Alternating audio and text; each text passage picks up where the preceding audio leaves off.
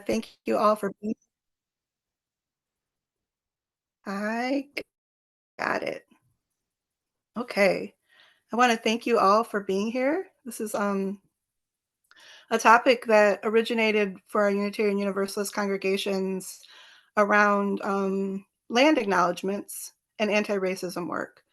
MUUSJN has been engaged in anti-racism work for some time, and some folks from our congregations, particularly up in northern Michigan, were saying, hey, to us, anti-racism has more to do with Native Americans than Black people or other people of color. And so we want to, know how to get more involved, build relationships with other communities.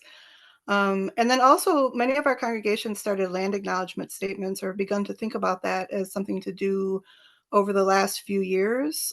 But we're recognizing we need to go beyond this work.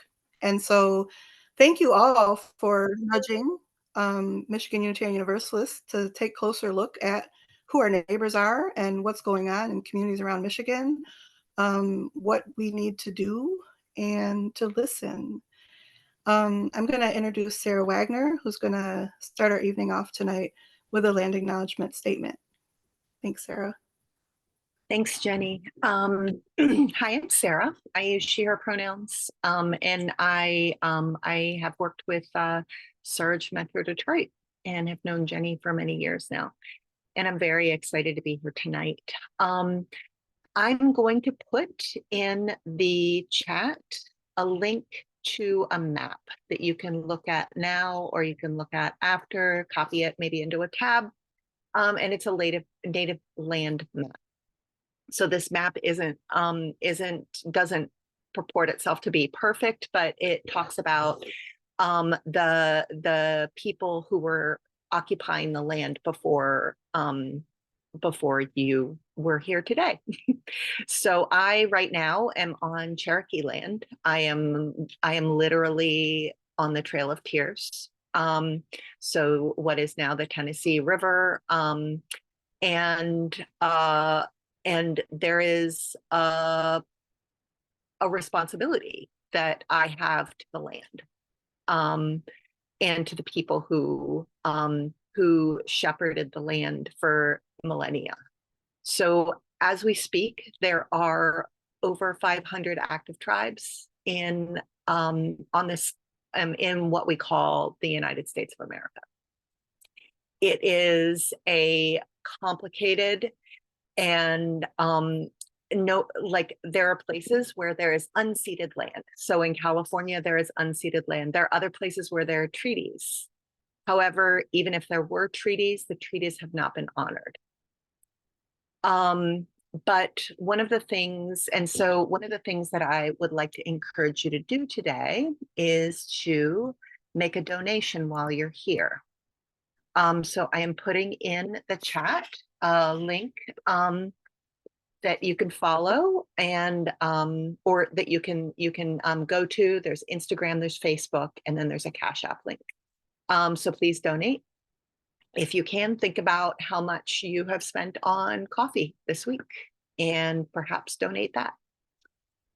So one of the practices, I have spent a while trying to just explore some of the things that I have heard. So one of the things that I have heard when I've listened to podcasts or when I've read books is that Native peoples, the Anishinaabe is who I know, view the trees as their relatives. To me, in my, I guess, colonized brain, that reads as very woo. I'm like, how in a world can a tree be your relative? So one of the things I've done is start to make a practice of looking out the window every day and looking at the trees and thinking in the same way as that book, are you my relative? Oh, we are donating. See, I see in this thing, we are donating to the Teachella Collective. So Jenny, could you come in and introduce the.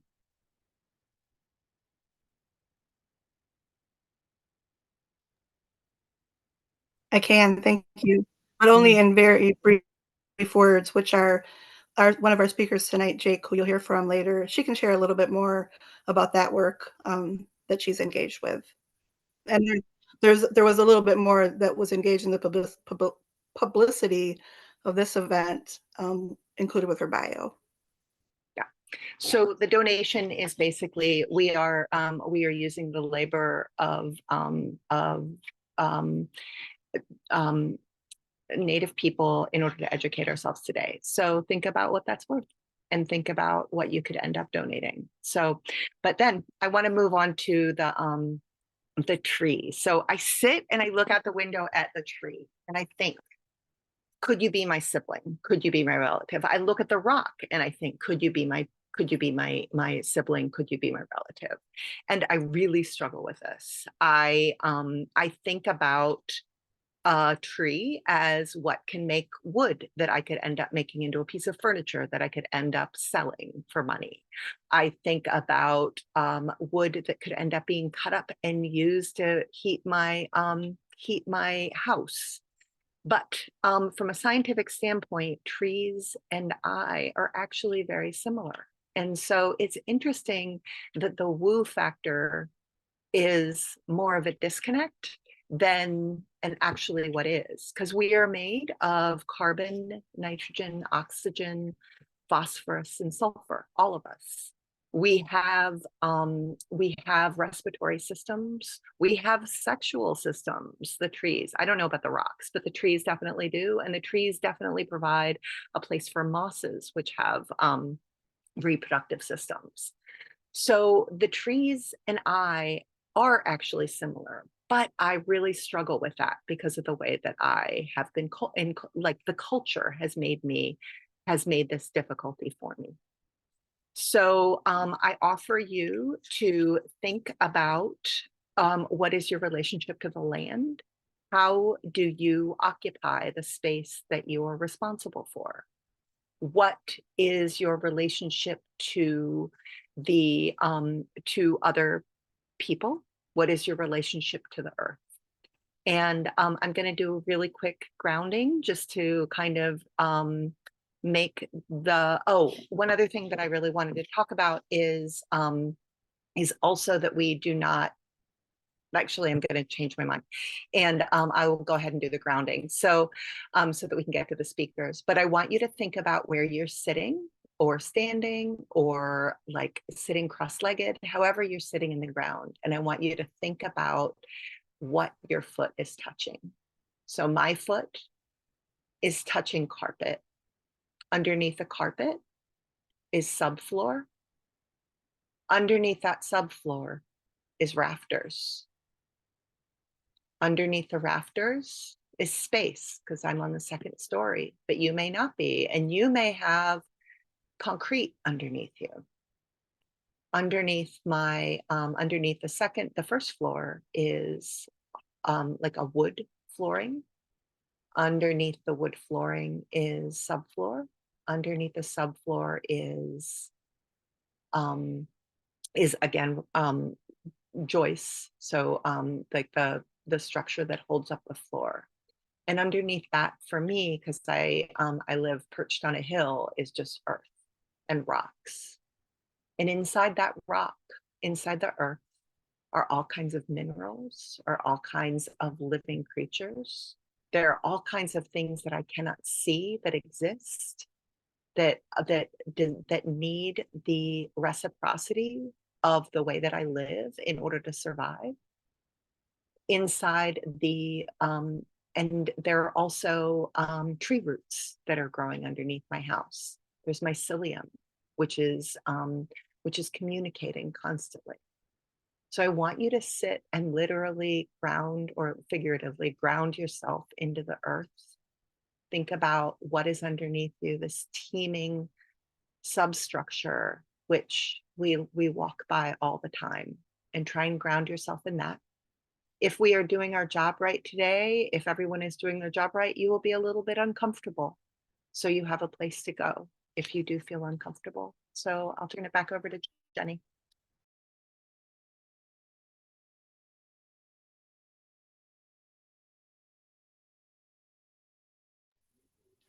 Thank you, Sarah.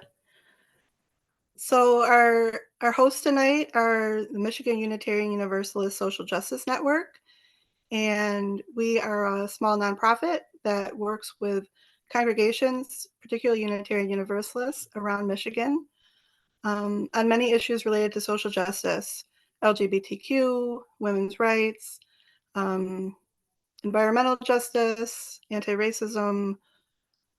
We are there. And we are co-hosting this event tonight with um, Showing Up for Racial Justice.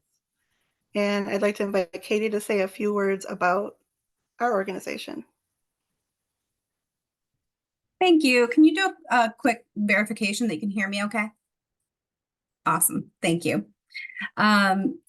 So to introduce myself, I'm Katie Hayes. I use she, her pronouns, and I am on Anishinaabe land.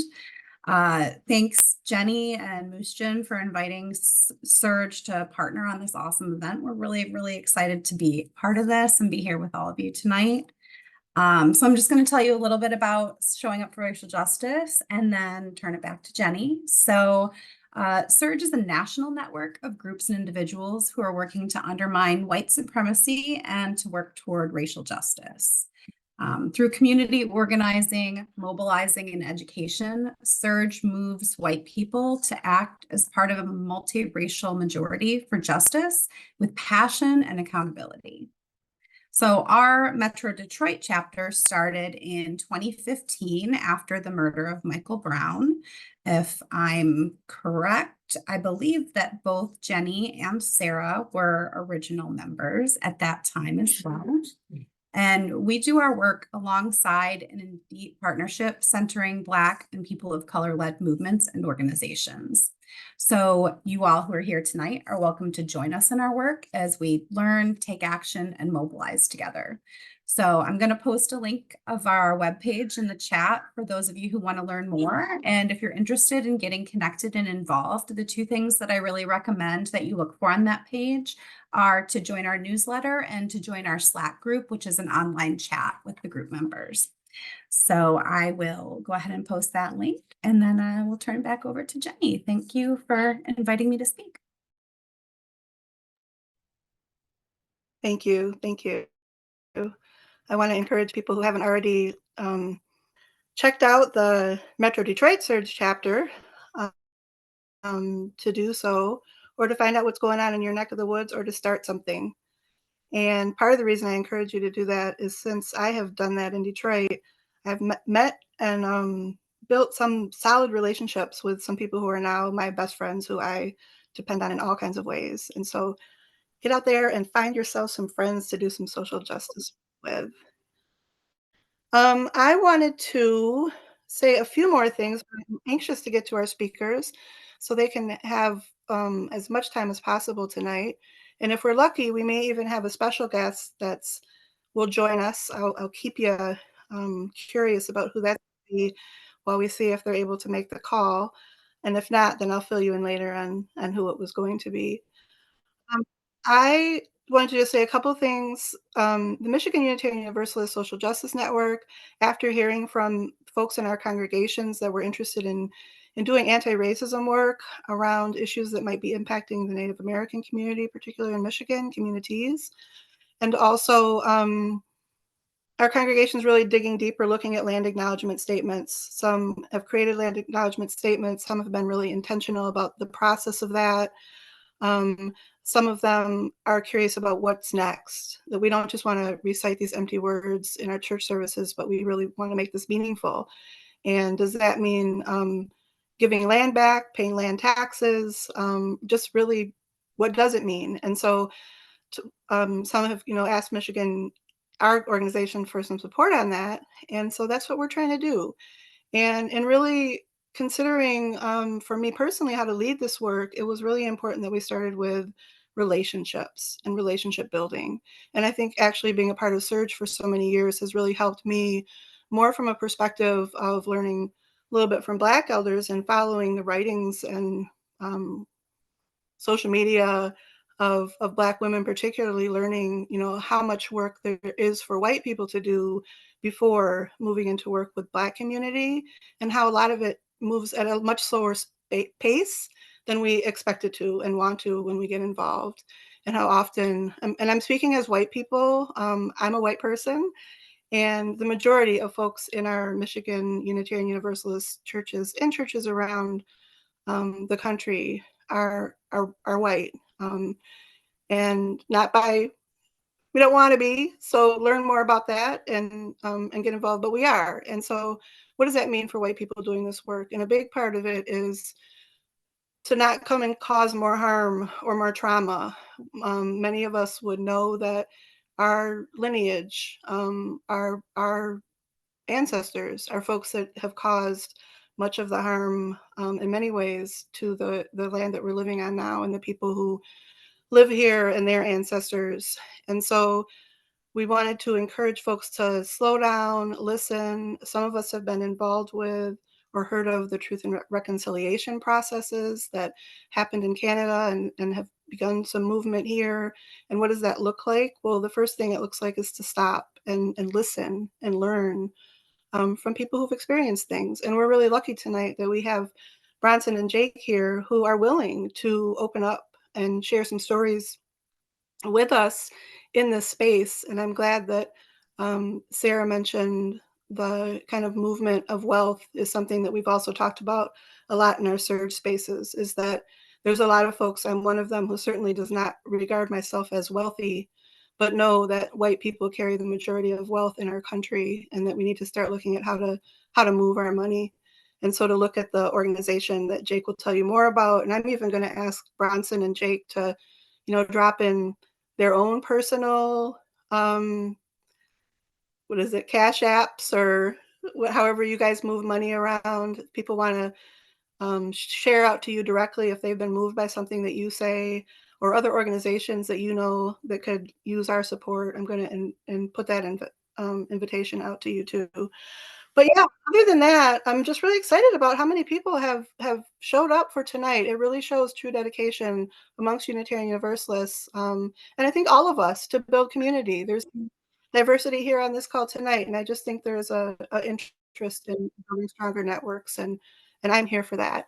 And so with that, I'm just going to turn it over to Jaike. We've been talking a lot, and Jaike's bio is impressive, and you should have received it in the publicity for this information, but I'll put a link in the chat and I'll send it back out.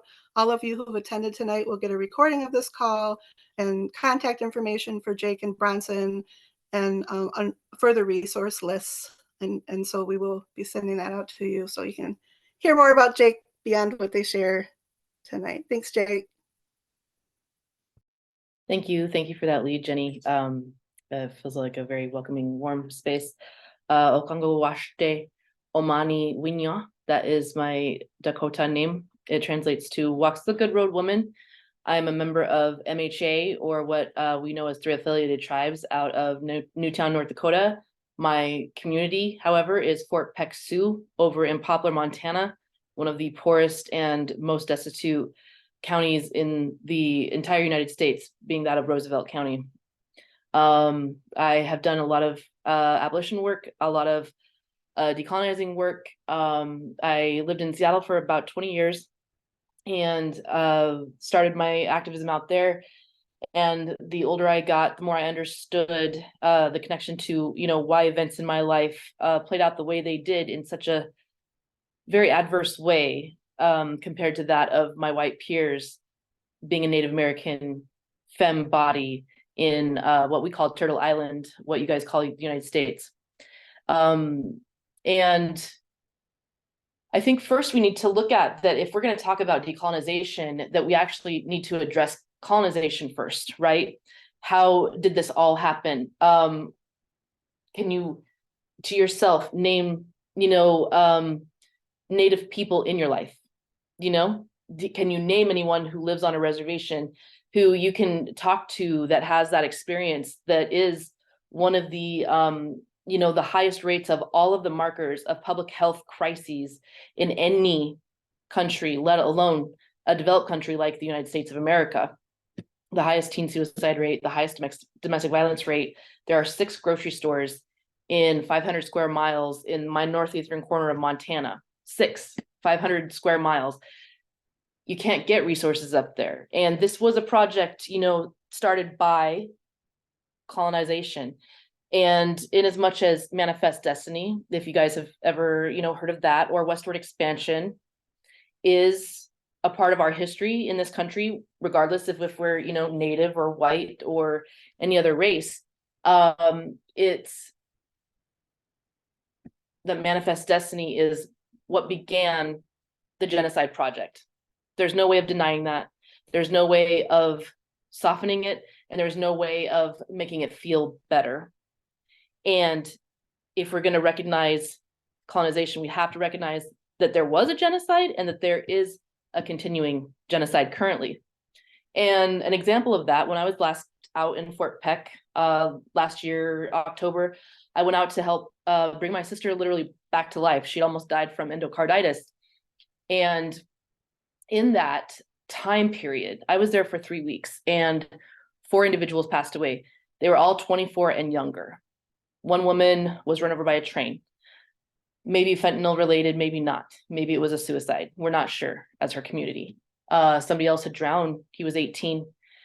He was also drunk. There's that high rates of drug and alcohol addiction. And as much as I don't want to harp on just the negatives that are happening in Native communities, they're very important to talk about because it is the current state of the nation today that nobody is talking about. The sex trafficking going on reservation land, because there's actual laws that are put into place. Oliphant versus Suquamish in the Supreme Court ruled that if you are white, you cannot be tried by a tribal court anywhere across this land. So you are able to commit crimes on reservations land, and it's going to be turned over to FBI jurisdiction, federal, because that's fair. So you've got these epidemics of sex trafficking happening throughout the reservations all across the land, because anybody who's invested in that industry knows they can go there. FBI isn't going to do anything because there's the racism involved with who cares to find a native body. And there's everybody's overtaxed, overworked. The, BIA, who is our Indian agency, doesn't have enough bodies and there's not enough resources to look for them. And in that, 2 more, a little girl was 4 years old. She's walking away with 3 STDs. She's going to have them forever. And a 6-month-old had died during a violent assault. So that was in the 3 weeks I was there trying to bring my sister back to health. And at which point I was asked to petition for custody of my nephews. I'm 45. I chose to stay single because of my generational trauma and because I didn't want to be an under-resourced parent, right? And I didn't want to bring whatever I've got for trauma into a family. And I was still the most stable to take these children. Mind you, I spent 4.5 months in the city of Detroit houseless this year. And this is not about my woes. It's not. If I don't give you a personal experience of what's happening with an actual Native American, you guys aren't going to know how genocide is still continuing on and how we go back to decolonizing. And I did. I petitioned for custody of those 2 boys, and now I'm a parent to 2 children, one of which just had a major, oral surgery today because the conditions on the reservation are so poor that he doesn't get good food out there. He doesn't get access to new clothing. I picked them up in tatters. They just barely have a swimming pool out there. Our community center was just built a couple of years ago. So these remote areas where there's all this crime happening, there aren't any resources and nobody cares to touch them or talk about them, are all over this country.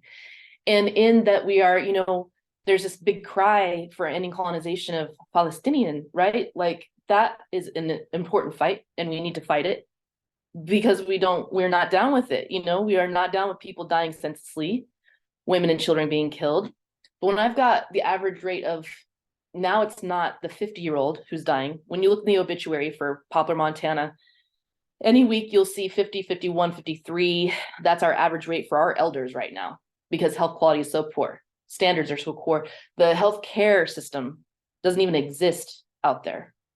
There's so much medical racism and bias to treating relatives out there that I've had 3 die in the Poplar IHS, So while we're talking about, other countries being colonized, we're still in that project here. It is no different. It's no better. if I have that many deaths in 3 weeks in a town of 10,000, and you multiply that by any other reservation that doesn't have quote unquote casino money, and they're not, bringing in these huge oil land per caps, you have really poor, devastated communities, and that aren't being talked about. They are not being addressed. They're so far removed from the normal, everyday American bodied experience that it doesn't have to be on your radar. So we could say that, well, colonization did the job of genocide, but we still exist as a native body, right? We're not Pan-American or Pan-Indian, but those tribes still exist. And there's actually, I dispute the 500 tribes, because there are over 900 tribes in America, many of them not federally recognized, so nobody looks at them because they didn't cede their land. They fought or they refused. And in that, the government finally eventually stopped making treaties with all of us, just came in and took the land and fractionated it down further and further and further. So there are over 900 tribes that are not recognized, or 900 full, right? And about 400 that aren't recognized in this country. And we're all living on their land, right? We're all living in cities that used to be native. Where did those natives go? Why aren't they here anymore? Well, if they are still, treaty land, which much of Michigan is, where are the people that belong to the tribes here? Are you in touch with people on reservation systems? And yes, there's an argument to be made that, because of appropriation and because of enculturation and white bodies coming in and stealing from natives for so many centuries, that we understand that sense of, we don't want to interject, we don't want to, encroach upon these communities. But if we don't start making relationships with Native Americans, this is all going to continue, because it's while other race groups have definite issues and definite barriers and definite boundaries to upward mobility, we have erasure. We have absolute erasure. If you can name one Native American scientist or pop star, you can name one TV show because it's come out in the past couple of years, right?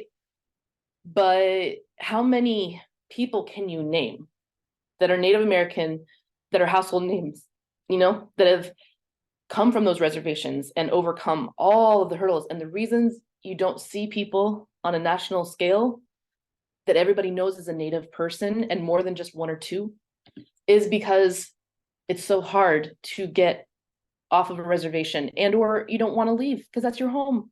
You shouldn't have to, but they're so remote, right? So the erasure is the bigger problem, and decolonization begins with accepting, one, that the genocide happened, two, that we want to decolonize. And that looks like stepping away from a lot of the piety, a lot of the morality politics, I think, and looking at what we do, white-bodied, black-bodied, native-bodied, Hispanic, Latine.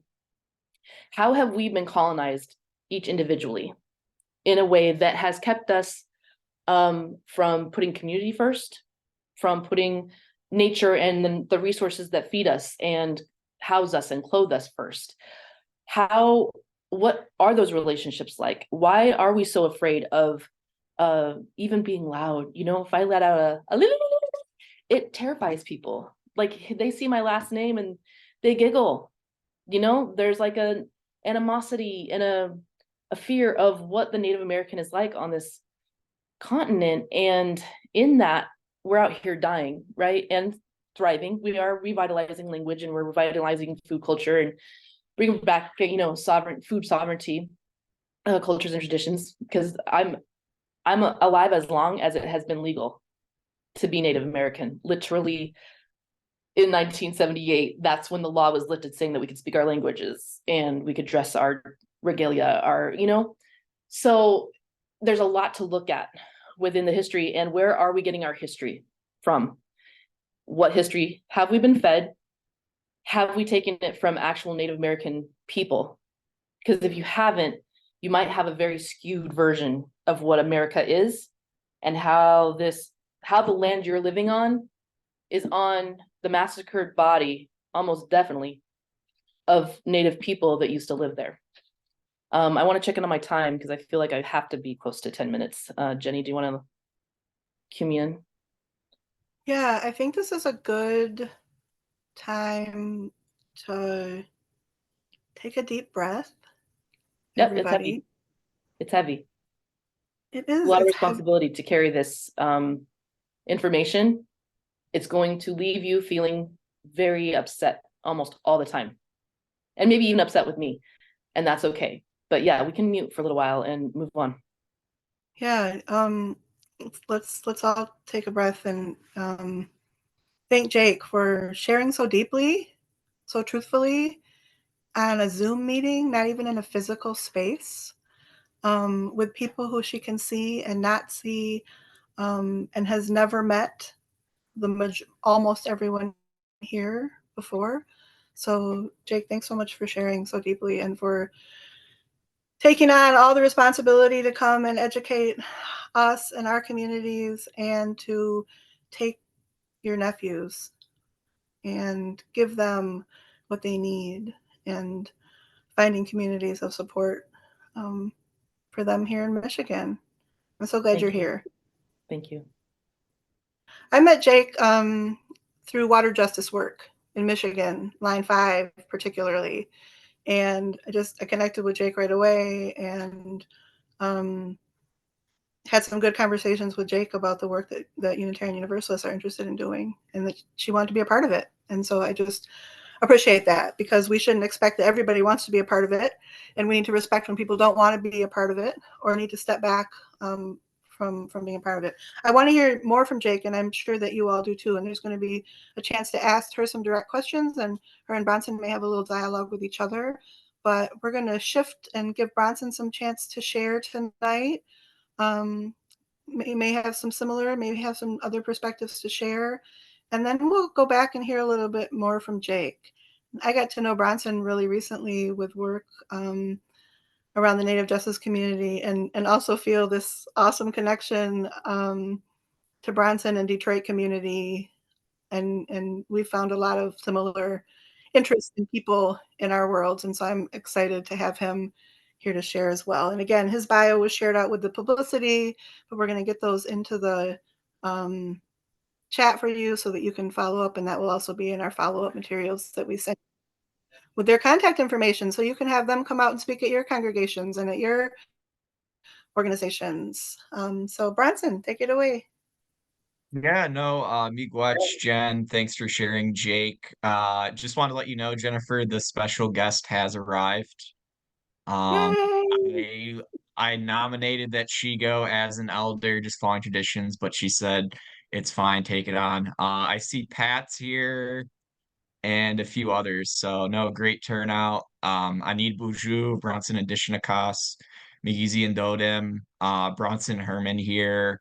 I'm from Allen Park, Michigan. I'm an unaffiliated Anishinaabe, Ojibwe, so urban Indian, and I think it's important that Jaike presented her perspective of someone, that grew up on the reservation, where my experience has been going to the reservation and befriending individuals and working within our communities on the reservation.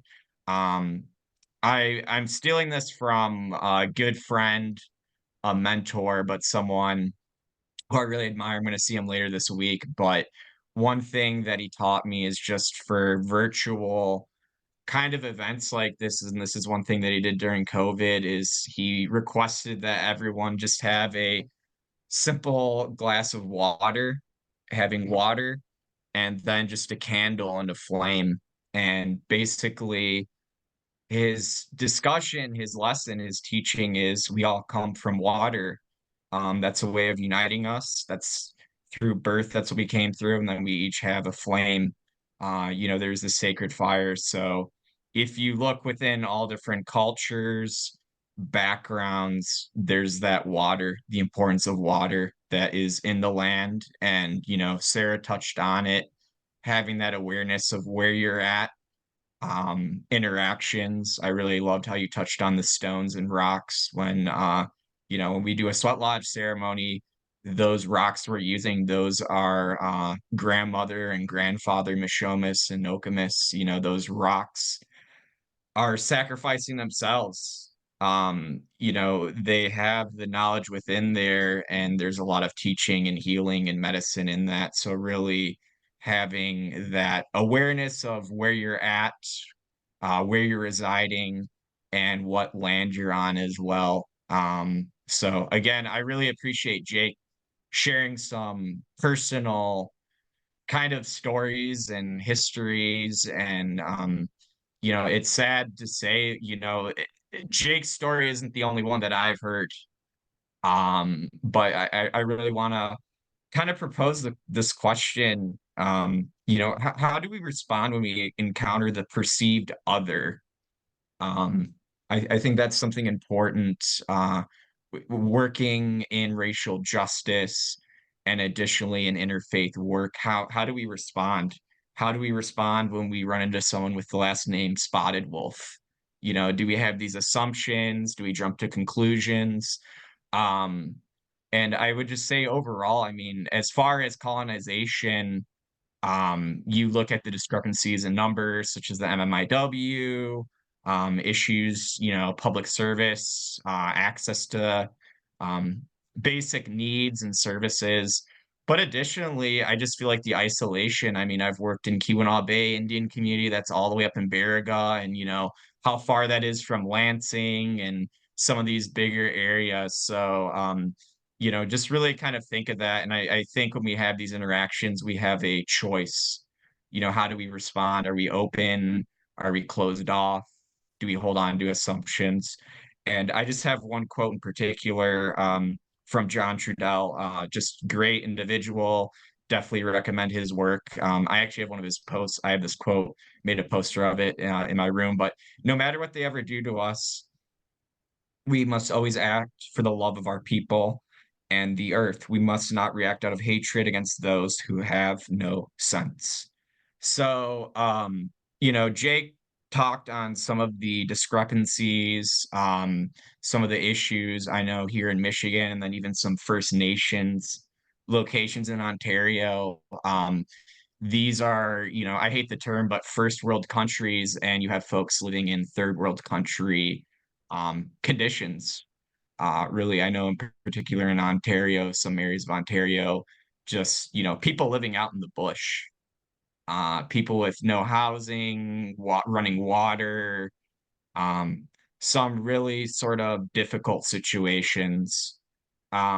So one thing that I really want to talk on, I really think Jaike set up well, was this impact of colonization, but how it's impacted our communities and the harm we do to each other within our communities as natives. And that's a term known as lateral violence. And you may have heard it in nursing and other areas, but that's kind of the impact or the legacy of these policies of forced assimilation, the residential schools, the boarding schools. In particular, I don't know if all of you've heard the story of the crabs in the bucket, but Ben Hinman, a boarding school survivor, he shared this with me the first time I ever heard it. And I'll definitely shorten it up, but he said there's two fishermen. There's a white fisherman and there's an Indian fisherman. And the white fisherman, his crabs keep coming out of the bucket. They keep spilling over. And then he sees this Indian fisherman and all the crabs are staying in the bucket.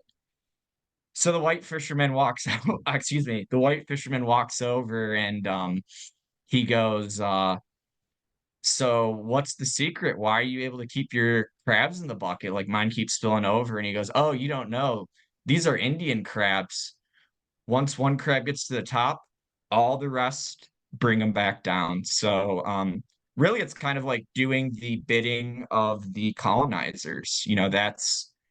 That's what's occurred in our communities. I'm sure Jaike probably has experienced it. I've experienced it firsthand. Being an unaffiliated native as well, not enrolled in a tribe, I've experienced some forms of lateral violence.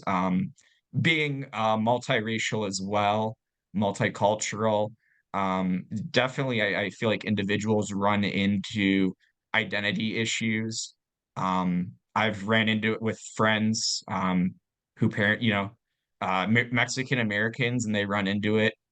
You aren't American enough, you aren't Mexican enough, you aren't white enough, you aren't Native enough. Um, so that's just some things that I really wanted to touch on is what's occurring. And I really want to emphasize, there's been a lot done on truth and reconciliation, boarding schools as well. And I just really want to emphasize that when we learn about this, we aren't learning about natives, but we're learning about Christianity, Western government, and institutions. The boarding school certainly doesn't define who we are as natives, but it is a part of our history. It's something we should not forget. It's important, and it's been cool here in Michigan to see a lot of the momentum by some of our boarding school survivors and descendants. And I'll even give a shout out up in Keweenaw Bay Indian community.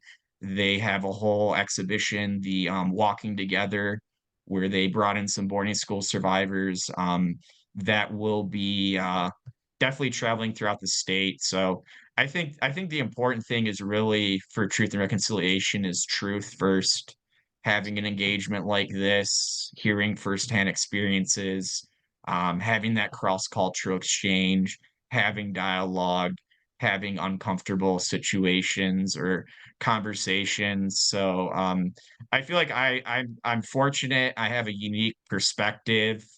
Jake took some of the words right out of my mouth regarding the American Indian Religious Freedom Act of 1978. I mean, up until that point, if you tried going to a sweat lodge or doing a powwow or anything sort of ceremonial, it's like fined, locked up, persecuted, prosecuted. So, I mean, whenever I am in ceremony or whenever I go into these spaces or when I go to powwow or sweat, I just kind of think of all of our predecessors, our ancestors, and our relatives that really went through a lot for us to be in the positions that we are now. So, just another thing is I'd say the resiliency of natives. We have a great sense of humor. Humor is a great medicine. And from what I've heard, for healing, 90% of healing is crying and laughing. So, I mean, that's been like one takeaway for me is just really the resiliency. And I know we're talking about decolonization, but I mean, one thing that I've been really focusing on is, indigenizing, focusing on the strengths we have, what we do have. A lot of times we think, something was taken away, but it's, there is blood memory, it's in your DNA. It's maybe clouded, but it's still there and it's always been there. That's kind of been my thought on it, really kind of rekindling some of those embers of a flame. And the way I describe it is this deep down knowing it's there. It may have been covered, or it's kind of like wiping the lens. There's one boarding school survivor near and dear to my heart. He did 8 years at Holy Childhood. He was a Vietnam vet. He was in Boysville for a while, Bob Hazen, and he was around a drum at powwow, and there was a song that came back to him. He's 70 some years old and he's around the drum, and there's a song that his grandmother taught him, and it came back to him just being in that environment, being with his people. So that's the thing is, it's like a wound. You clean it out, it isn't pretty, but in the end it's just like a lot of that knowledge and tradition and history is within us. It's just kind of rekindling those flames. And really, as far as for decolonizing, it's just really just kind of look at this system. It's not sustainable, and it's just kind of a real-time collapse, really. If you look at our institutions and our governments and what's occurring, I mean, it's really kind of returning back to the land. So just want to be you know cognizant of my time and everyone else's, but that was really my share. And I appreciate Jake for really kind of opening up and sharing some of those things with us and offering your perspective. And again, I don't speak for all natives. Like, this is my experience. This has been some of my history, and just miigwech for this opportunity.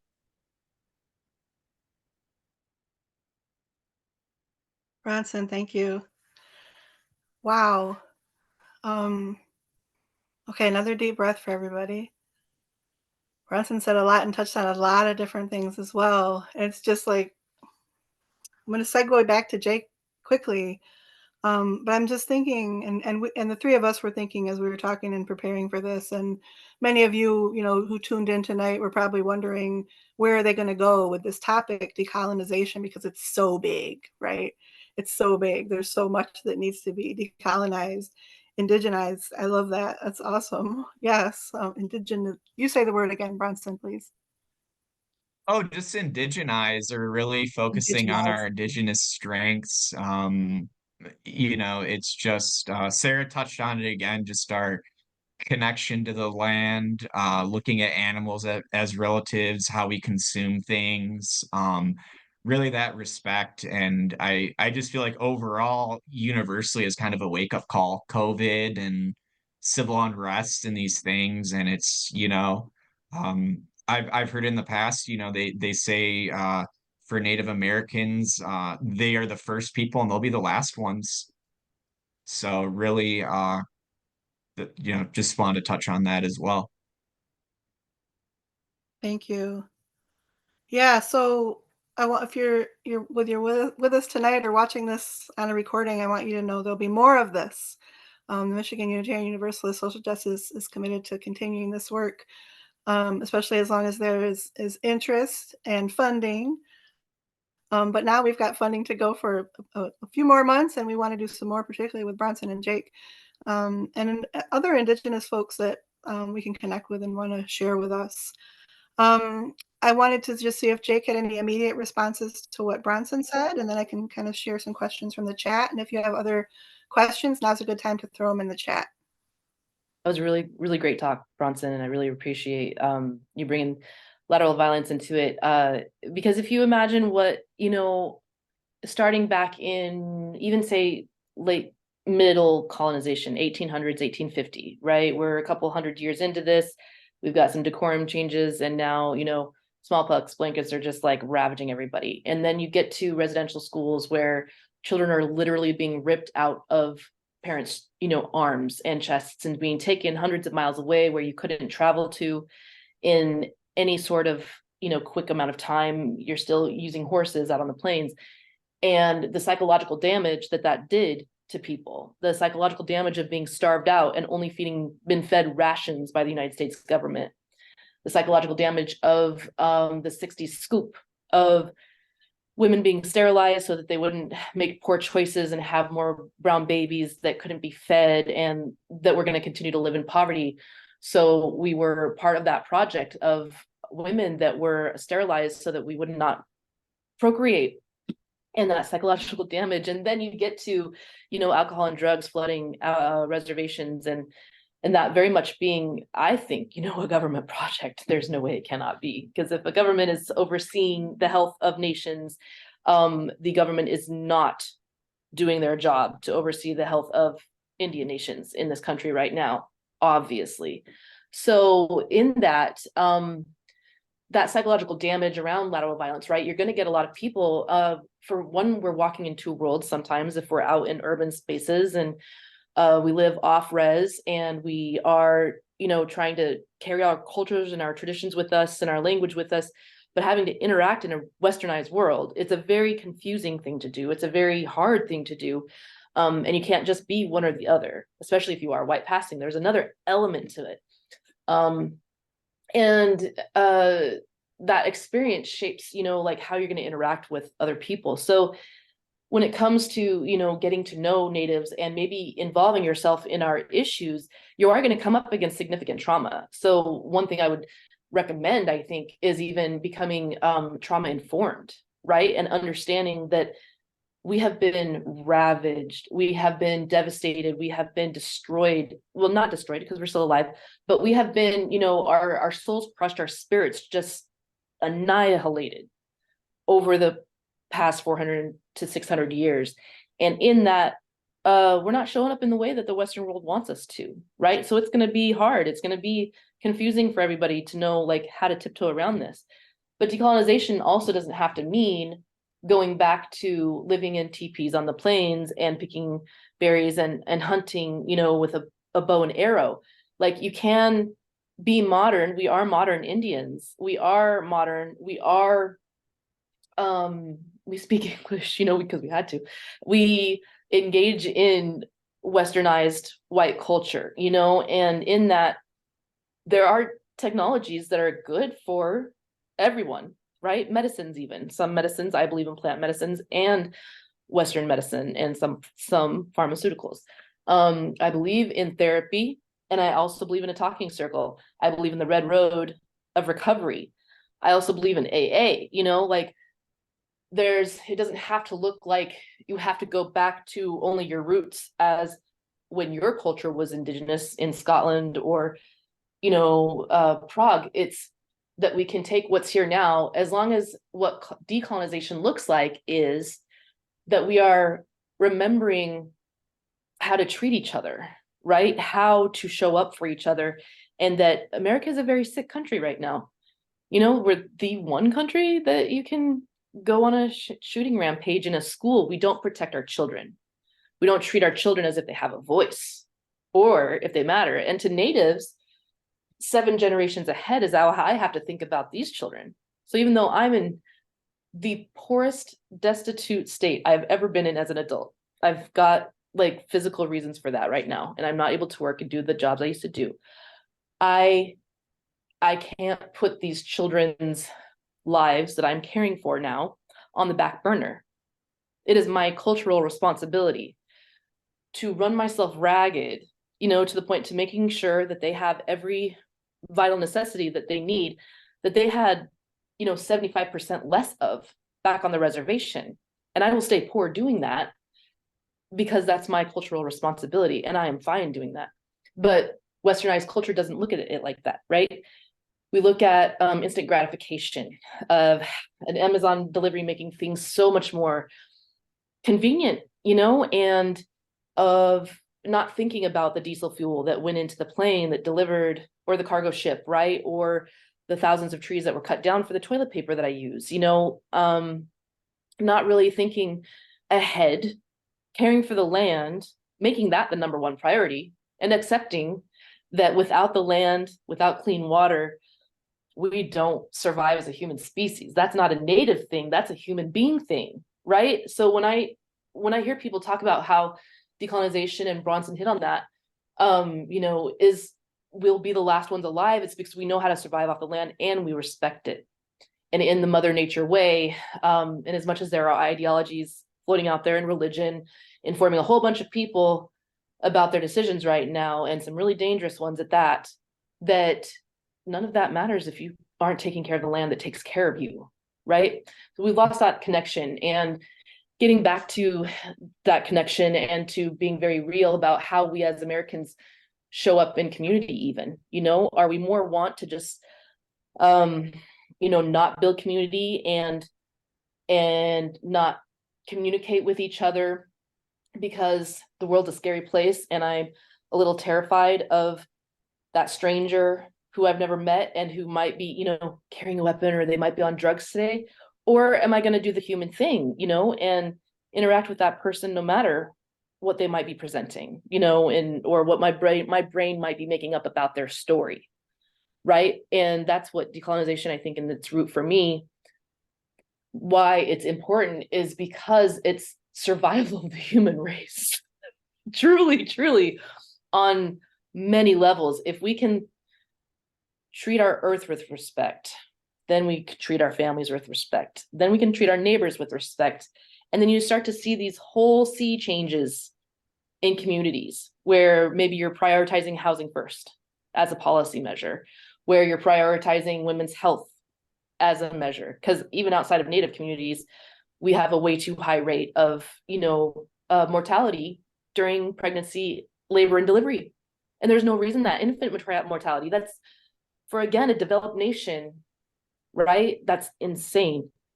So, and acknowledging, that there are places for women in Native culture, right? We could use some of that out in this patriarchy out here, this highly colonized, westernized, patriarchy. And I do feel for the men that live in patriarchy as well, because it has taught men, westernized, white, maybe even Christianized men, that they didn't feel safe enough to have their whole emotional experience. And I see that as a Native body, and I look around, and that's starting to bleed into, the femininity I see that I've grown up in the world with. And it's going to be a really hard place, if we can't be vulnerable and intimate on a personal level with each other and start truth telling. It's going to continue. This American project, Manifest Destiny, will continue, and the flame is going to burn out, and it's going to be really devastating for a lot of us. So decolonization might be that one key to getting us to health again, physical, spiritual, mental health. And I think once we can accomplish all that, and we come together with Native communities, as white, as Black, as Latina communities, and we work with each other and start to adopt some of the traditions and principles that kept these lands healthy and kept them thriving for thousands of years, then we'll find ourselves in a much more fulfilled and enriched space individually, where we're not busting our asses 70 hours a week, 60 hours a week, working just to pay the bills, coming home feeling exhausted and tired and miserable, and then the stock market crashes and you lose your IRA, and now your retirement's gone. That's why Hey, this Jake, is sustainable. Yeah. here's a question from Sarah. That I don't know if it's a direct question to the two of you, so listen for it, or if it's more of a reflective question for all of us, or both. But she says that while learning, one of the things that's come up for her are descriptions of the land here before colonization. For example, there were at least 8 feet of topsoil in the Ohio River Valley. There was plenty of food. How the people there had 3 years of food for everyone in the tribe. The way of the colonizers seems so inferior as a way to treat the land and treat people. How can we turn the land back to Native people? It seems the only way of survival. So what's your response to that? Even I know I have a friend, I just have to say that I have a friend, Andrea, and when I began to have a bit of a conversation with her about, what are your thoughts? And MUUSJN is starting to do this work, and would you like to come speak? And Andrea said, Jen, I'll hashtag land back. That's all you're going to hear from me, land back. So share your perspectives, please. And it's a hard discussion to have, because if you think about how hard you worked to buy your home, your car, to insure your vehicle, to protect everything you have, and all the memories you have with the generations of people that came before you that immigrated here from your family tree, people get real quiet, real fast about Native rights and land back. And they don't want to have the discussion. That's why erasure exists, is because outside of enslaved bodies being, they didn't have a choice then to come, then we have everyone else who is not Native American immigrated here. So that's a whole nation full of people that have some quote unquote guilt. I don't like using that word, but they have responsibility, right? They're on Native land. There's no way you can deny it. That will always be true, because we didn't leave the United States of America as pan-Indians. We didn't take up and go. We're still here, even though we are, kind of dying very rapidly. But the land back question brings back how you take care of the land, how you take care of community, and brings back Native American thought and joy, right? So it's a really sensitive question for a lot of people. Nobody likes talking about it. And even when it comes to mutual aid and donating, people get real I'd rather go march in the streets and, show up for my, 4 protests a year quota, but I'm not going to do land back. that's too much because that means I would Or, have to. or I'd rather give my money to a nonprofit organization so I can get my, yeah. So I had to say something about that because I think it's just something important for people to learn and to tell people if you already know or are paying attention to, is that sometimes the most direct impact, usually the most direct impact you can make is giving directly to a human being in need. And it takes a lot for those folks to ask for it. And so when you hear that those needs are out there, I encourage you to respond. Yeah, big question. In fact, we could do a whole year, right, on learning or more on land back as an idea, as a concept, as a what do we do? And it wasn't exactly, and I kind of interjected that language into Sarah's question about how to give the land back. But there's lots of models and there's lots of learning to do that begins with building relationships. And I did want to share that I was excited to hear about some work that's happening in a church in Petoskey, Methodist, I think, might be Episcopal, who the church is in the process of giving the land back to the tribe up there in Petoskey, and it's really exciting. And I learned from one of our Unitarian Universalist congregations in Traverse City that they're beginning to explore the idea of land tax and paying a tax on the land that their church is on. And so I think there's lots of ways. Again, you're going to hear me again and again go back to relationships. It's important to build the relationships with the folks so you find out what land back means to them, because it's going to mean, and reparations and whatever the words are that people want to use, it's going to depend a lot on who you're talking to and who you're in relationship with. And it's important to be in relationship with folks when you're making those decisions, because how do you know if you're not talking to somebody who's directly impacted and knows? Another question that we have is, what percentage of Native Americans live on reservations? I don't know if I know the exact. It looks like Sharon threw it in the chat. 13%. That's a good example of depends on where your area of study is about how you can answer that question and what you're used to speaking about. I remember Bronson sharing, he feels really knowledgeable speaking about medicine. And so he might not be the person to ask about the percentage of people that live on reservations, but a Google search is helpful in that way. So Sharon, thanks for putting that information, finding that information for us. And it's important to think too, why aren't Native Americans living on their reservations? Right? Like I had the choice to raise these boys back in Poplar, but I couldn't because it's too dangerous. So I want to be home to raise them in their culture. These boys hadn't left their bloodlines going back thousands of years. And it felt irresponsible to take them. But there is, the bigger questions about why are we off reservations and what is going on reservations that makes people want to leave. And that same question kind of ties into the politician question that Randy had. Yeah, you want to go ahead and respond to that or ask it? And then I'll let Bronson also offer his thoughts on it too. Natives don't always love white politics. So I've been asked a couple times, like to run for office. I was like, why would I do that? I know there's a saying that there's the left wing and the right wing, and they're both a part of the same bird that destroyed us as Native people, right? It's a long-standing legacy in politics of how things run, and it's by money, plain and simple.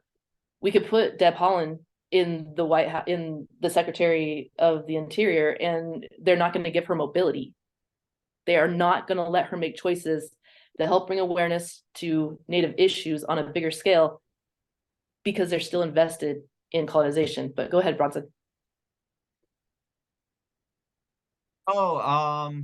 Well, I mean, that's like the other thing that arises. One thing that I learned is just for Anishinaabe in general, we're very diverse people. I mean, my experience compared to folks up in the UP, completely different upbringing. And that's the other thing, you know, referring to like, the Department of Interior or even like the BIA, that was one issue that arose with the Road to Healing. I mean, they did the tour in which they went around the US and they were up in Pellston, Michigan back in 2022.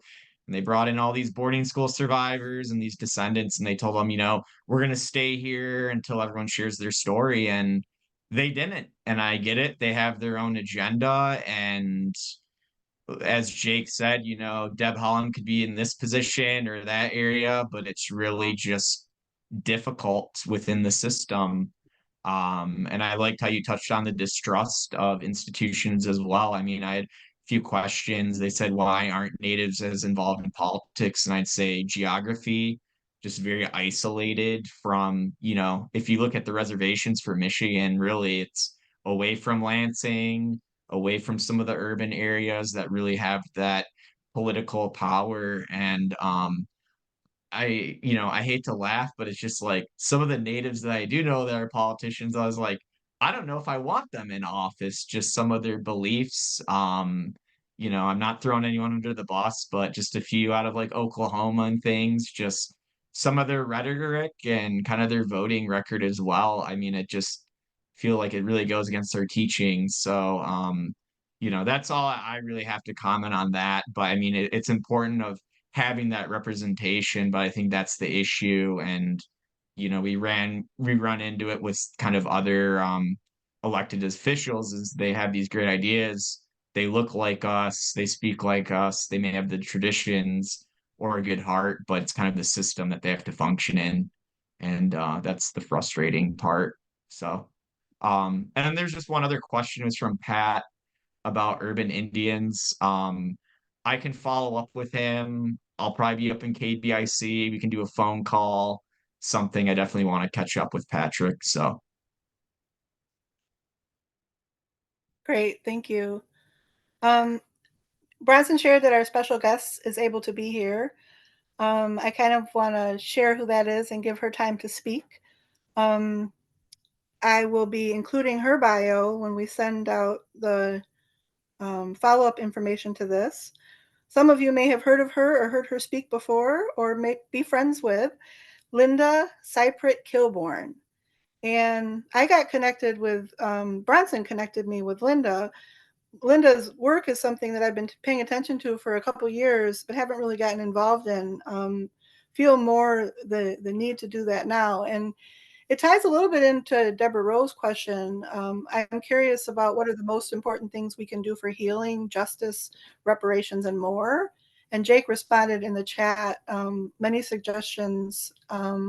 Also, again, I just go back to building relationships with the people in your community and finding out what's going on. For Linda, she's focusing on institutional racism and discrimination in Indian country, exposing Native American themed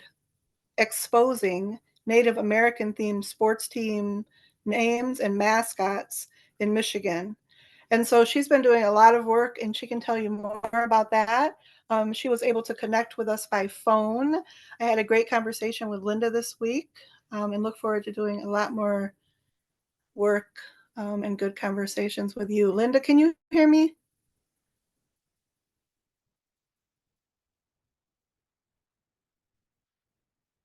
Sharon, maybe do you need to unmute Linda, or how does that work on the phone? I asked her to unmute, but I don't know if I can unmute her.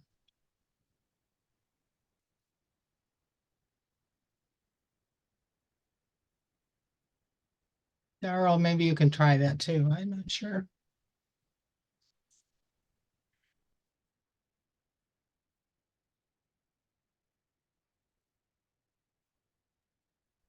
That should be good, Linda.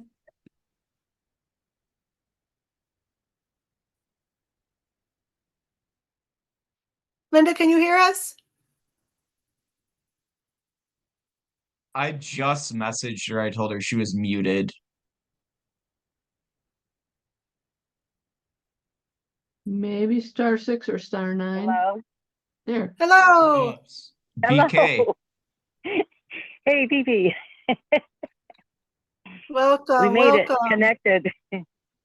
I'm glad. This phone call is all about connections, and if you hadn't been able to connect, then something would have been wrong. So I'm glad that you are here. And we would love to hear more about the work you're doing and how we can get involved. Okay, I'd like to introduce myself first, as I was taught by my elders. Bonjour, ni nishna, jawana nemki kwe dishes nakat, shikandodum, forks of Kalamazoo River in Donjaba, Anishinaabe Kwe, Osage Cherokee Heritage, French and German. My name is Southern Thunder Woman. I'm Turtle Clan, and I reside in the Albion Marshall area. I'm also known as Linda Cypriot Kilborn. Yeah, I've been working on this issue since way back in the 60s, late 60s. The first 2 schools that changed here in Michigan was in 68. And then they just gradually kind of slowly changed. It's a long haul. It takes 3 to 5 years sometimes at schools. We haven't put in much less than that at a school. I don't really know where to start. I guess to let you know, when we first started this, there was like over 100 schools, and by the, I think it was 70s, we were down around 75 back then. And right now we're approximately down to 30 high schools. So we've come a long ways. We still have 2 junior highs and 1 middle school, and of course the university up north. But it takes a lot of energy. There's been a lot of things that we've had to go through. We've had death threats. People's been burned out, beat up, all kinds of things, as I was explaining to you through the years. But the one thing we do need is allies. And I think it's important that if people do want to help, the one thing that they can do is to approach their school boards. If you go to a, you have children going to a school that plays another school that uses these race-based imageries and nicknames, ask your school board to at least not announce them at the games with those nicknames. For those of you that go to the schools that still use the Native American imagery, go to your school board and ask them to retire it. We used to say change, but we find that nowadays people are a little more accepting to the word retired. For some reason, they just can't let go. I'm not really sure what it is. I've tried to figure it out for years, but I think it's that Friday night mentality, especially in the smaller towns where people go to high school, grow up, they never leave town hardly. That's Friday nights what they live for. So it's just that, and to admit that there is some harm that's done. We've had people say things to us like, oh, there's bigger issues, and it's not that important. And as you can tell by Jaike speaking earlier, there is a lot of issues, and I appreciated her touching base on all those different topics. Gosh, there's so many. Unfortunately, I was one of those women back in the 70s that was sterilized, but that's another story. But it also, people need to realize that for our children, they don't have things to look up to. They don't have those role models, and when they're in school and they see their spirituality being mocked and degraded, especially with that chief logo head with the spiritual bonnet, it's plastered on the gym floors usually, and they're running back and forth like on the basketball court. You wouldn't put a priest, a minister, a robot, or a pope on your gym floor. Why would you put a spiritual Native American leader on the gym floor? To me, it's very disrespectful. People always say, well, you should be happy that we're honoring you. Well, no, we're not happy about it. Here in Michigan, there is resolutions written by the tribes that are against the use of Native American imagery. The United Tribes of Michigan has written a resolution against the word, I don't like to use it, but Redskins, for those that wouldn't know what our word means. You know, in Michigan, I think it's pretty well been talked about and put out there. I went to the State Board of Education years ago, and they wrote a resolution. You know, we have psychological research now and all kinds of things that go on. And the stories, gosh, that I could tell that we've had to go through at some of these schools is just unreal. We don't go into a school district unless we're asked to come in. Either we get a phone call from a parent or a board member or somebody asking us to come in, and we start with education. We have tons and tons of material that we share, starting with the educational approach. But sometimes, you know, we have to bump it up a level and do some protesting or whatever else we have to do. We have been in very violent situations. Pawpaw, Clinton, Marshall, you know, those were very, very violent, threatening situations. We had state police walking us in and out of school board meetings and stuff. So it can get pretty crazy. It's a subject I could talk on for hours, so I don't know how much time you want me to talk. Do you want to share your some good news from last night? Camden Frontier, yeah, sure. Camden Frontier is a small school in southern Michigan. It literally sits out in the middle of a cornfield in nowhere's land, and they were the very last school that was using the derogatory term Redskins with the Native American head logo. And we sent a letter out in 2017 to all the schools of Michigan, putting them on alert as a complaint, because some schools were saying they never got a complaint. So we sent a letter out, so all the schools did receive a complaint from our organization, which is the Michigan Coalition Against Racism, Sports, and Media. We used to be West Michigan Nickname, Logo, and Task Force was our original name. It's been pretty crazy down there. We've had opposition. We have a person who claims she's Native, who has went out and did a recall campaign. So now they're going to have 2 school boards going up for election in May, which could change things. We hope not, but they could. They changed it like a year ago, April, a 4-3 vote. And then last night with a 4-3 vote, they picked the new name Red Hawks. So as of it stands at the moment, there is absolutely no school in Michigan using that term anymore. Yay. So that's a good thing. And we're just hoping that things will work in our favor when this re-election recall thing comes up in May down there. But it's very difficult to get people to understand the effect it has on Native children, and also that they say, well, it's our community, you know, you're always an outsider.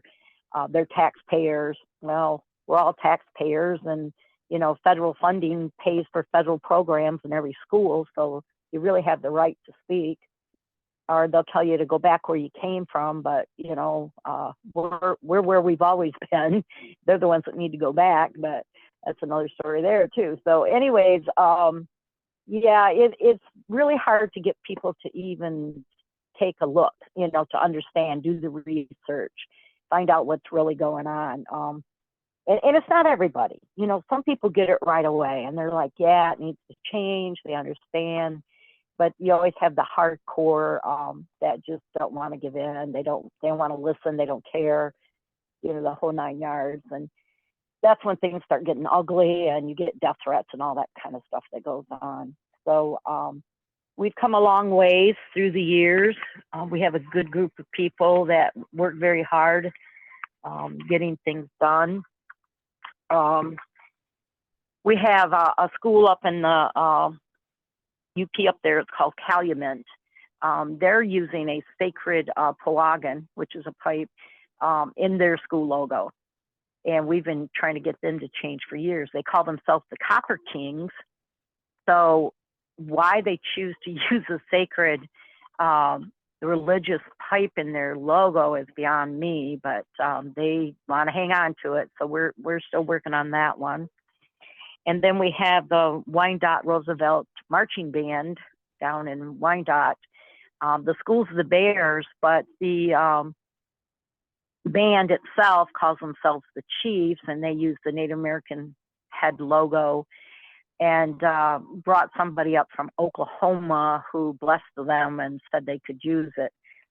So like I try to explain to them, well, we're in Michigan, we're talking about Michigan schools, and it's a Michigan issue here for us. Even though, I mean, it does, you know, it's been going on all over the United States for years now. You know, some of the NFL teams have changed, and we used to go down to Cleveland, you know, for the one down there. We worked with Charlene Teeters and them for years, and one thing and another. So it is a topic that's been around a long time. It's not just something new. Actually, last night I had a gentleman call me a left-wing woke person. And, you know, I'm like, what?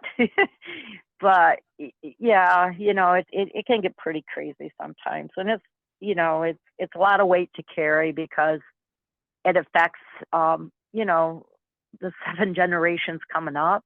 That's why we're doing it, so that our children don't have to suffer anymore. You know, we've had children beat up. We've had kids throw food at them. My daughter in particular was attacked in Marshall when we were going through that. She was out of school for 2 whole months with the hives. And, you know, it was, I think, going on almost the 3rd month before I finally got a call from the school and said, did you know your daughter's not in school? And I'm like, yeah, she hasn't been there for a couple of months now. And you're just now missing her, you know? So, you know, it's just, it's a topic that needs to be addressed. People don't like to really do it because it can get violent. It splits towns up. It splits families up. It splits friendships up. It's a rough topic, but, you know, we've come a long ways, and we do it for the children. We do it for our kids, so that their children's children don't have to put up with the stuff that goes on at pep assemblies, homecoming floats, you know, or you're hearing the opposing team screaming, kill the Indians. It's a sporting event, and the stuff that goes on at these pep assemblies and, you know, games and stuff that is so offensive, you know. Putting the makeup on their faces, you know, that has a spiritual aspect for us. There's a meaning there for us, you know. Our warriors, when they go to battle to this day, they paint their faces with their colors. So if they get killed in battle, the spirits know who they are and retrieve them. You know, there's spiritual things that take place. So they're not just mocking our people, they're mocking our spirituality also. Linda, thank you. We're right at the end of our time, and I want to take a couple more minutes, but I thank you for holding all of this work, and for sharing with us some ways that we can get involved. I think since the last couple of years I've been paying attention to it, I've thought, well, that school isn't anywhere near me, but I never had gone as far as to think of, oh, but is my school playing that school? So I like that, thinking out of the box. We'll follow up with our information to our attendees about some of those schools and specifics that Linda mentioned. And Linda, I'm really glad to hear about that victory at the meeting last night. When I talked to you last week, in my head, I was gearing up, how are we going to get the people on this call to follow up with what's happening in Camden? It sounds like, at least for now, you've reached something. But it's another reason why this education needs to continue too. Linda was sharing with me that there have been times where the decision has been made to be changed, and then years later there will be people who want to work on changing it back again. And so the education that follows needs to continue to move. And so one of the commitments that MUUSJN has is to continue to work on this education. And so stay connected, and we want to help to connect you. So if you're looking for connections or resources, I'm going to send some after this call, but also if there's direct things, we've got some connections around the state. There's a lot of really good stuff in the chat, and we could go on and on. I also really want to value the time commitment that our guests made to be with us tonight, especially, but all of you, which was until 8:30. I'm going to, though, take an extra 5 minutes if it's okay, and just see if, instead of leaning back into these questions, I'll pull some important things, information sharing from this chat when I send follow-up information to all of you. But I wonder if we could just have some final thoughts from our three guests tonight, maybe starting with Linda and then Jaike and Bronson. Final thoughts. Well, I can tell you that there's 5 schools still down in Wayne County for anybody that's in that area. There's 4. We just got one changed. There's 4 schools left down there, and they are the #1 county. They have the most schools so far. We are down to something like 24 counties now out of a total of 83, so that's quite a ways. So I just ask people to reach out to your school boards, talk to your superintendent, to see what changes you can make. They listen to you a lot better than they do us, because we're considered outsiders. But we will come in if asked and speak at the school board and share whatever educational materials we can. We do have Native Rights Michigan, which is a Facebook page that's ran by Monica Washington Batula, one of our members. We do have the Michigan Coalition Facebook page also. That's a private group, so you'd have to request to be a member. Right now, our website is there, but I'm not sure what's going on there because of funding. We need to get that up and running again a lot better, but you can still pull it up, I believe.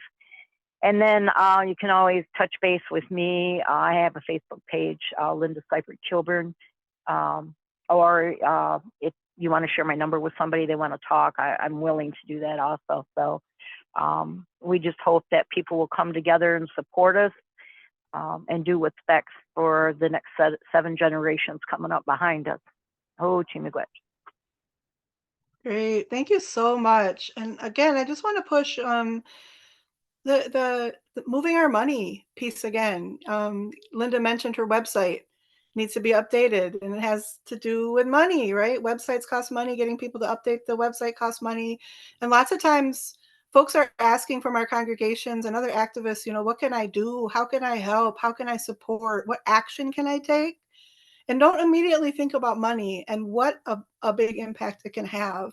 And so we'll be sharing out also how to make financial donation to Linda. Jaike. Yeah, it doesn't have to just be about money. However you walk in relation to other human rights issues, right? Like immigration or women's rights, find a way to plug in that same way in a Native organization. And if it, brought up a lot of feelings, land back especially, and a lot of fear and a lot of absolutely not, I will not do that, I refuse, just be honest about that with yourself. And that actually is helping heal the Native body more than like promises or the intention of helping, of saying that I'm going to show up and not showing up, because that's happened a lot in our history. Or the treaty language was changed at the last minute to something we couldn't read. There's always like we want to help and we look like we're showing up to do that. And then the Indians were, kind of like side blinded by some, big action that really, really did hurt them. And that will actually, as long as you know that about yourself and your activism, then we know where we stand and we can actually start having a conversation from there, to getting everybody to come to the table and to getting people to see why these talks are important, and why, in as much as you might not be in relationship with a Native American right now, we do have to reconcile in this country, not only the harms that were done, but but the harms that are continuing today, and the fact that much of America can go to sleep at night and get good rest, and that there's this whole population of people out here that aren't being looked at and addressed because of erasure. Hopefully we're able to change that throughout these conversations and being honest about where we land with how we feel, and working through that anxiety, working through that awkwardness, the vulnerability even, and being very upfront about that all the time, I think would be what I would want to give anybody who is looking to help. Oh, Thank you. Thank you. I'm gonna throw it over to Giwayshikam. No, I'm just joking, Yvonne. Um, so yeah, I mean, no, I appreciate just Jake, and it was a pleasant surprise having BK join us. She was a late addition. I just really want to say Chimigwech to Linda. I mean, she's been doing a lot. She's been doing a lot. She was in Camden Frontiers. She was down my way not too long ago doing a pipes, like just kind of been all over. So I really appreciate you coming out, being consistent, showing up, and just kind of sharing your knowledge. So really my thing is just embrace our elders and their stories, and make something beautiful out of this. I think the big thing is we hear these stories of trauma and individuals on their healing journey, and I think it's the important thing what we do with these stories and how we try to tackle these issues and really kind of strengthen our communities with pride and embracing our identity. When I worked with some of the MUUSJN folks on our care packages, I said, as far as natives, I mean, we have the intergenerational trauma as well. But again, for a lot of folks with European roots and other backgrounds, when they came to the US, they carry some trauma as well. So I think that's really the takeaway. And, as far as this work, it's, they may say it's a native issue, but if you look at the medicine wheel, we have all of those different races and ethnicities, and it's about doing the work for everyone. So Thank you. Thank you all for spending the last hour or so with us, hour and 10 minutes. And we will be in touch with you. And if you want to be in touch with us sooner, feel free to reach out. I want to thank Randy Block, our director and founder of MUUSJN, for being here tonight. And I see a couple of our board members are out there as well. So thank you for doing all you do. One sentence would be, anybody on this call would like to receive action alerts from MUUSJN, because we do action alerts on a lot of justice issues. Just send me an email. My name is Randy Block, and my email is randyblock@yahoo.com. So that's kind of an easy one, but just let me know. And we're going to be doing a lot of election work, women's rights, economic justice, things like that. So in addition to the great things that Jenny is doing. So just want you to know you can get on our statewide action alert list. That was more than one sentence. Sorry about that. It's important though. Thank you, Randy. Okay, well, thank you all. I encourage you to take care of your needs first when you're done with this call tonight, or little children or animals that are needing the priority. And then come back and do some more work with us soon. Peace and good night. Thank you, everyone. Yes. Be well. Good for having me. here.